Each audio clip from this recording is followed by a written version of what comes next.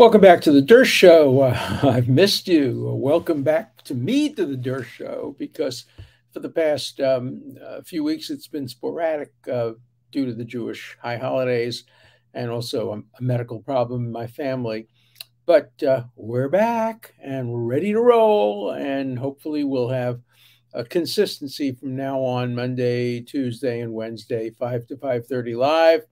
And then you can get it obviously later, anytime during the day or night. So please come back and join the Dershow. I promise you provocative insights, objective analysis, nonpartisan conceptions, and hopefully a little bit of humor and fun. Oh, let's start out with good old New York University, NYU. Great school. The former president of NYU, John Sexton, was my research assistant student. I love him. He's fantastic. The current president, really good guy as well. He's leaving shortly and will be replaced. But what were they thinking when they failed to renew the contract of perhaps their most distinguished teacher of organic chemistry? Dr. Maitland Jones wrote the book. He wrote the textbook, I think 5 editions. It's used apparently all over the country, and he's regarded as one of the giants in the field. But his great flaw was he had high standards. He demanded the students work hard, maybe stay up late at night, work hard, learn everything, and do well on the tests. And if you don't do well on the tests, you don't get a trophy. College is not like second grade where you can lose the game 31-0. You get a trophy because you showed up. Some of these students didn't even show up, and now they're complaining. A minority of them complain, and the school went to the lowest common denominator and said, sorry, if you can't teach the C and D students who aren't working hard, some of them probably are working hard, just don't have the capacity, then we're not going to let you teach the best students. We're not going to let you impose your very high standards on the most qualified students. And these other students, they complain. They said, we want to go to medical school. We want to be surgeons. We want to make life and death decisions, but we don't want to really do all that well in organic chemistry, even though that's essential to understanding how the body works. Well, let me ask you a simple question. I've had a medically challenging year this year. I've had a bunch of surgical procedures. Do any of you want your children, your parents, your spouses, your loved ones to have a doctor that didn't come up to the highest standards? About a year ago, a little over a year ago, my whole family and I were on a plane from Martha's Vineyard. Remember Martha's Vineyard, the place where DeSantis sent the immigrants, and we try to treat them very well. But in any event, I was flying from a plane with my whole family, and it was the worst storm. It was September 1st. Check it out on your weather map. Really horrible. And the plane was just bouncing around. And I'm sitting there praying that this is not an affirmative action pilot. This is not a pilot who was allowed to fly me and my family based on lower standards because of identity politics. Now, let's be clear. Universities have lowered their standards for years. And I'm not talking about race now. If you are an athlete, you don't have to have the same qualifications as if you're not an athlete. If your father and grandfather and great-grandfather went to Harvard, your chances of getting in with lower grades are a lot higher than if you're the child of an immigrant who didn't go to college, as my parents. My mother went to college for 1 month, and then the Depression made her take a job for $13 a week. But there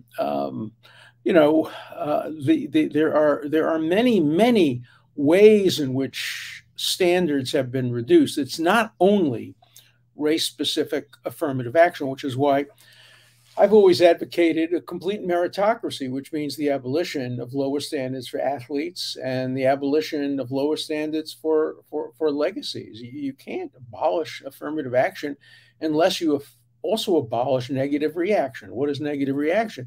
It means giving privileges and benefits and academic benefits and admission benefits to the most privileged people, to the people whose grandparents went to Harvard, Yale, Princeton, and that's clearly the way admissions work today. They also give geographic distribution. You know what geographic distribution is?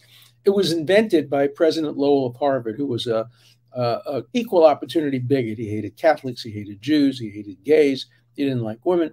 And he thought too many Jews were getting into Harvard, so he created geographic distribution, which says, no, we're not taking people from New York and Chicago and Cleveland and Philadelphia. We're taking people from Iowa and Idaho and New Mexico. We want a diverse class geographically, which meant a reduction substantially in the number of Jews admitted, because in those days, Jews lived in the big cities. There's a famous story about that. When race-specific affirmative action was first introduced at Harvard, there was a faculty meeting. I was at it. I wish I had made the statement, which I'm going to quote. I've quoted it many times, but I didn't make it. And so Dean Chase Peterson, I think his name was, the Dean of Admissions, a really nice guy. One of the faculty members said, we don't have any objection to admitting more African-American students, but you seem to be taking the quota of African-American students, which went up from like 3% to 15%, 13%, in that range. There's been a concomitant reduction in the number of Jewish students admitted. So it seems to me you're taking the quota for Blacks from a quota for Jews. That just doesn't seem to be fair. And Dean Peterson stood up straight and said, no, we're not doing that as a result of them being Jewish. You don't understand. We have geographic distribution, which means that the major cities like New York and Cleveland and Chicago, the areas around those cities suffer because we want more students from Idaho and fewer students from the major cities. So we take fewer and fewer students from let's call it the donuts around New York and Cleveland and Chicago. And one professor stood up and said, Dean, they're not donuts, they're bagels. And obviously everybody laughed. The dean was very upset.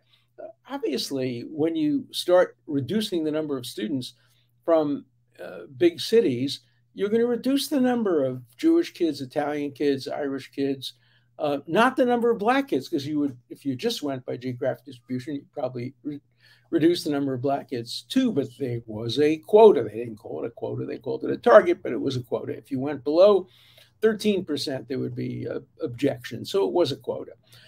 In any event, so we've seen a process. We've seen a process over the years. It started well before race-specific affirmative action, where there are two different standards for admission. Applicants like me, Jewish kid from New York, first person going to college in my family, we got no breaks. We were not privileged. If anything, somewhat disadvantaged. But the people who got the privileges were the white Anglo-Saxon Protestant Brahmins whose parents and grandparents went to Harvard. That was never fair. And it should be abolished. It should have been abolished before it was started. And the other group are the athletes. Sure, having a good college football team is fun, but it's not what college is about.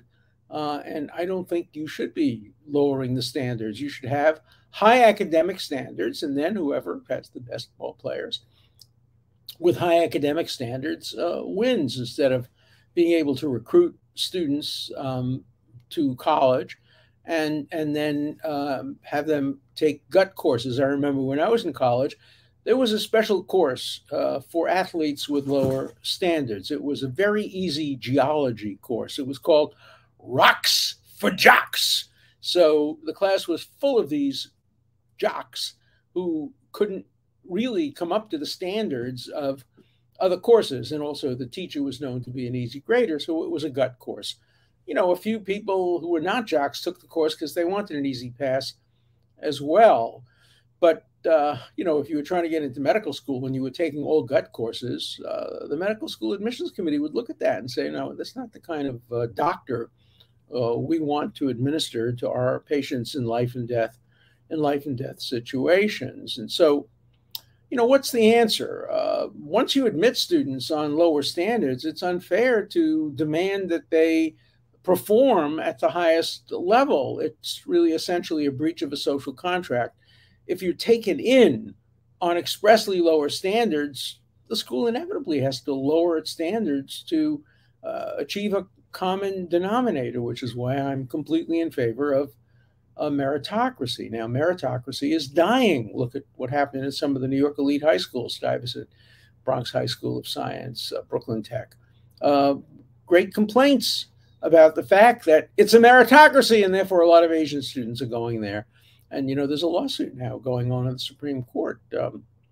I was asked to be a witness in the lawsuit. I decided not to because I have too much of a personal relationship with Harvard. I taught there for 50 years. I know a lot of the people there who were involved. But the lawsuit's an interesting one. It basically said the same thing as the bagel story.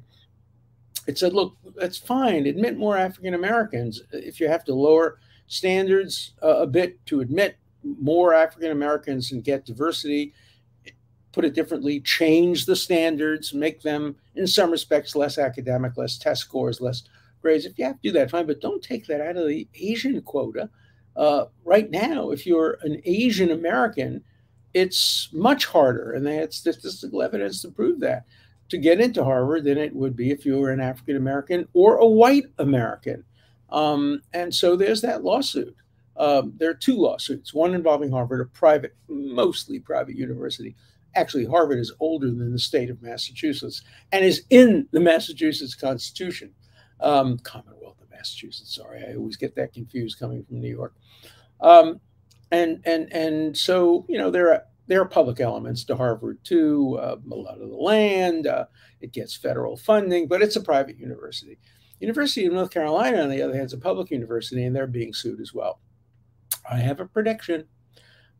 We know from yesterday, in the Supreme Court, what Justice Jackson, the new justice, will do. She'll clearly vote in favor of race-based affirmative action. She has made it clear that the 14th Amendment allows racial preferences. It's not colorblind.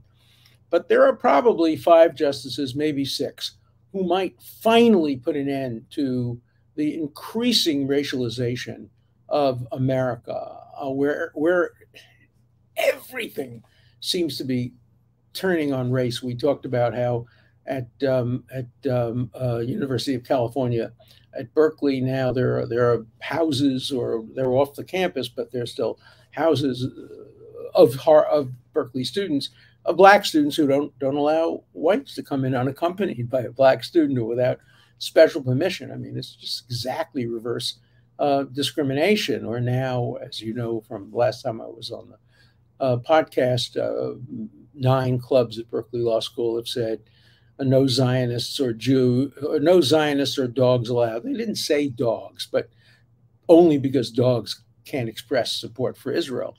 But no Zionists allowed. So in other words, a woman who wants to speak to the Women's Association of Berkeley about abortion rights has to essentially take a loyalty oath and swear she's not a Zionist, swear she doesn't believe in Israel's right to exist.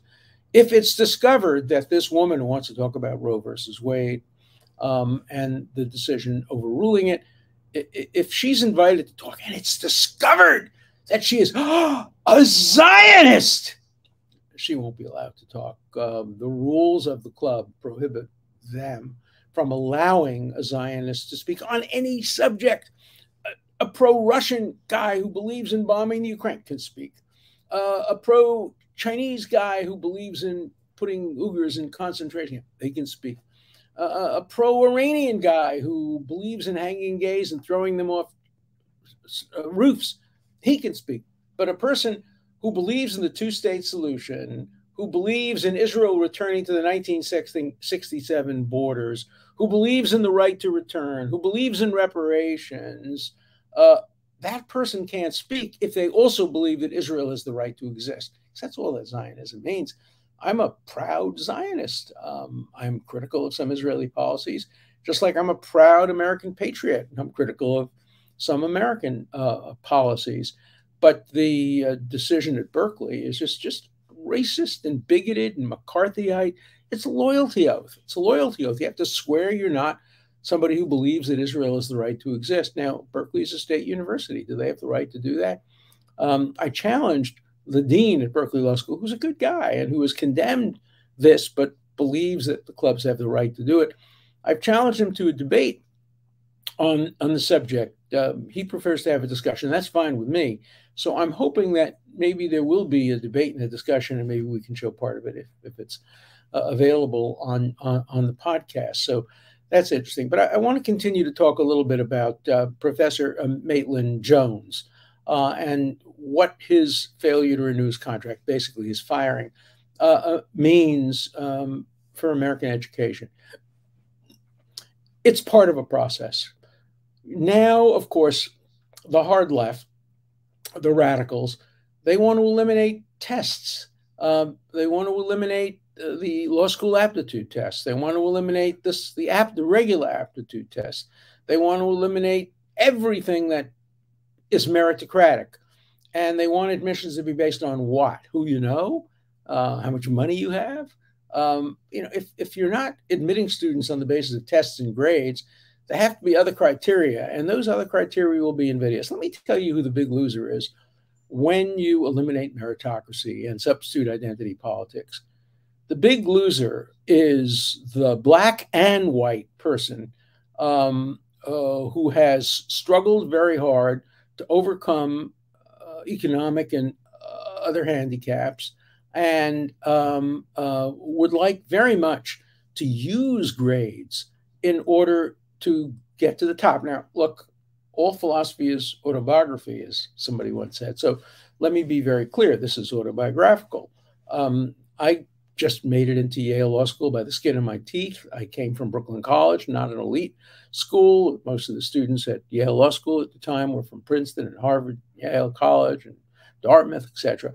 And the admission profile said I was expected to get a C average based on the fact that although I had an A average at Brooklyn College, it was only Brooklyn College. Well, I worked my butt off at Yale Law School, and I finished first in the class. I, beat all those guys from Princeton and Yale. I was scared of them, but it turned out they were even more scared of me, a Jewish kid from the streets of Brooklyn. He must be really smart to get in here. Well, I was really smart, and I got in, and I worked my head off, and I got all A's. I got one C from a contract teacher, and I got so mad. I took her second course just to show that she was wrong, and I got an A in that one. But in any event, I worked very, very hard. I didn't go to a lot of movies. I didn't drink. I didn't do anything. I didn't carouse. I worked very, very hard. And that's the only way I could make my way to the top. Notwithstanding that, I was turned down by just about every Wall Street firm I applied to. They took people in the middle of the class who were not Jewish or Catholic or Asian or Black or women.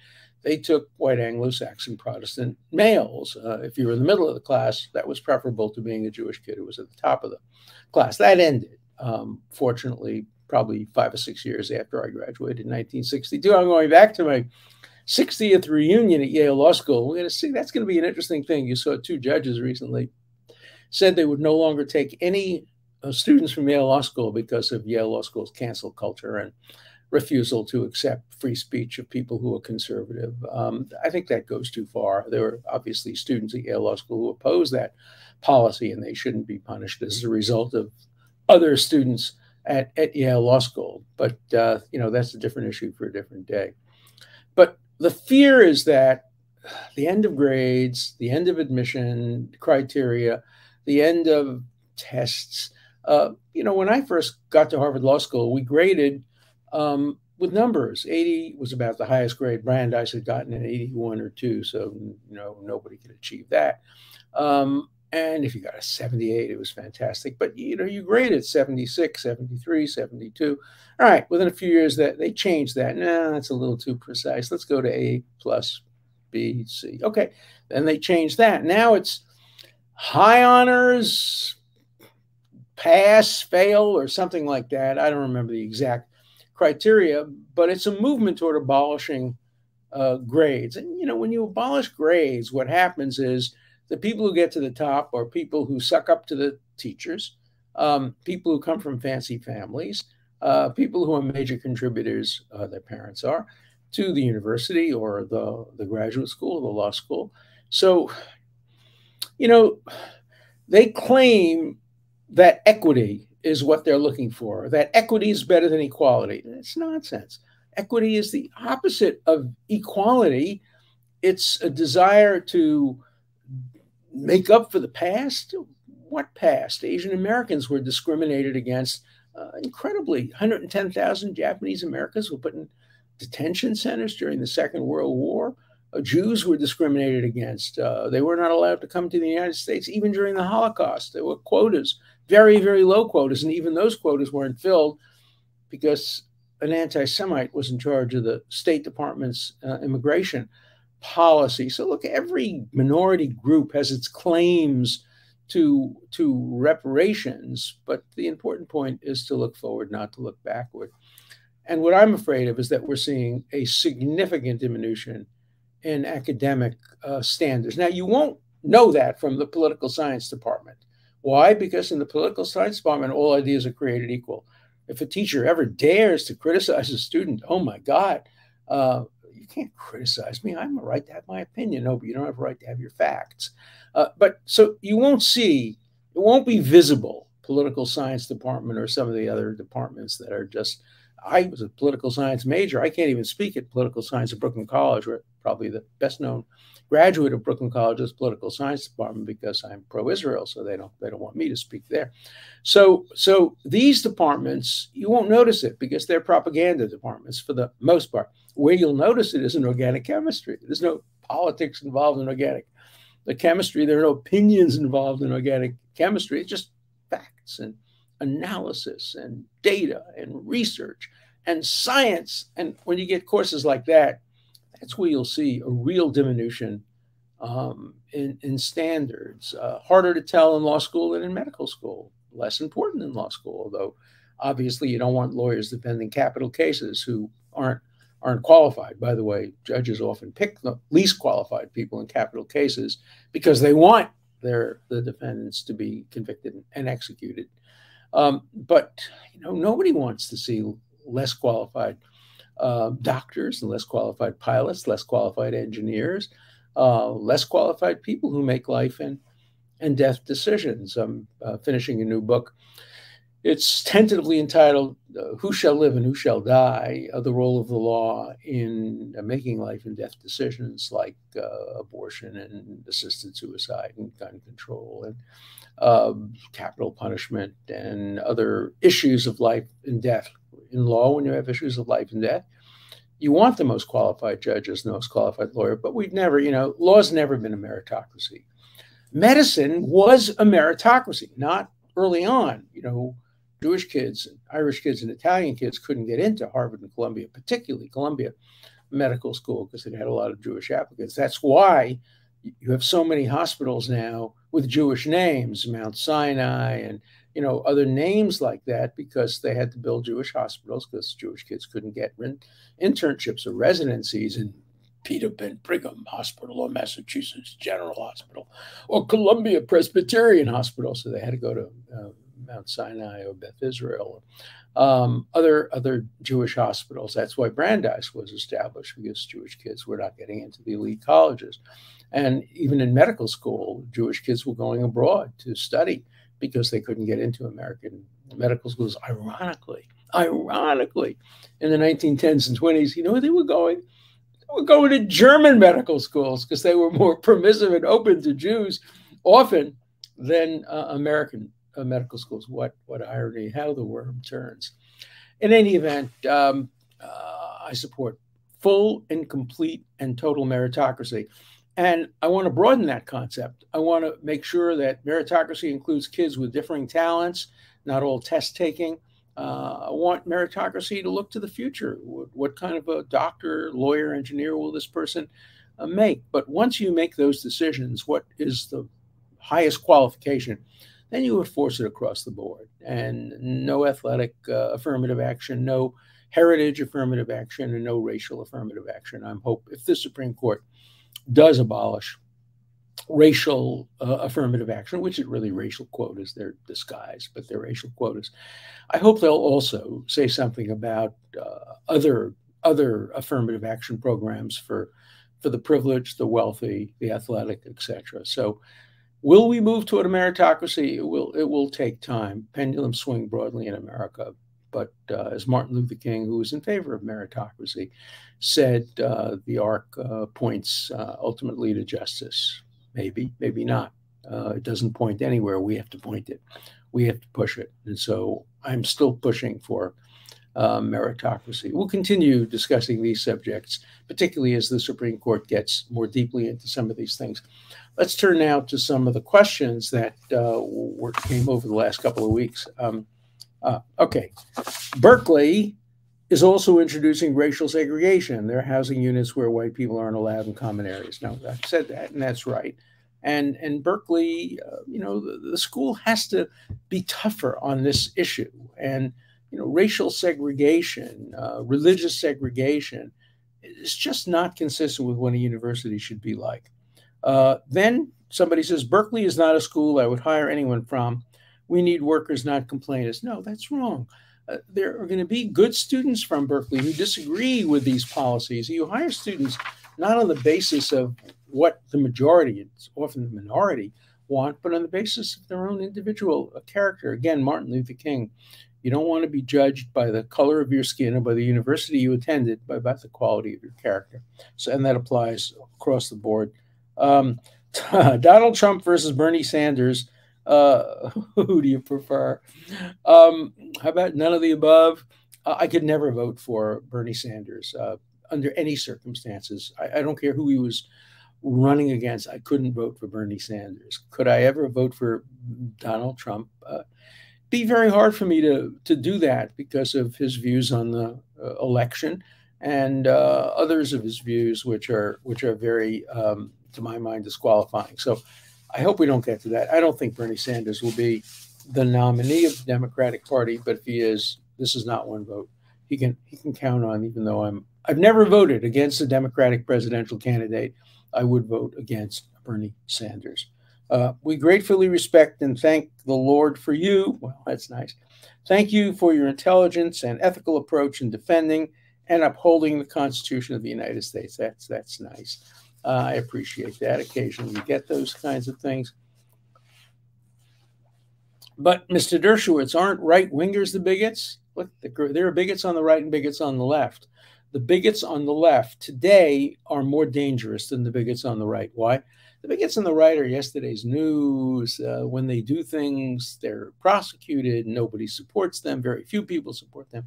The bigots on the left are becoming more and more mainstream. And the Democratic Party is not strongly enough opposed to them. So I think they are our future unless we stop it. And we have to stop it. Okay, one or two more. Professor Dershowitz, when you were done practicing law, what other lawyers are there out there today who will have the courage to defend clients based only on the Constitution?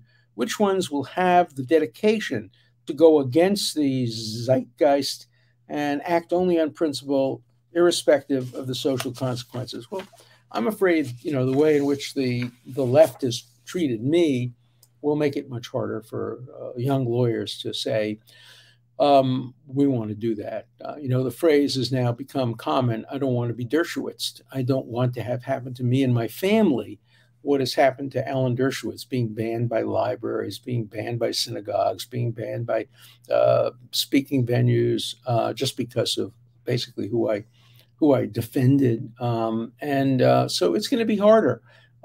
It's going to be harder. We're going to have fewer John Adamses and Thurgood Marshalls and Clarence Darrows and Ed Bennett Williams and Alan Dershowitzes in the future.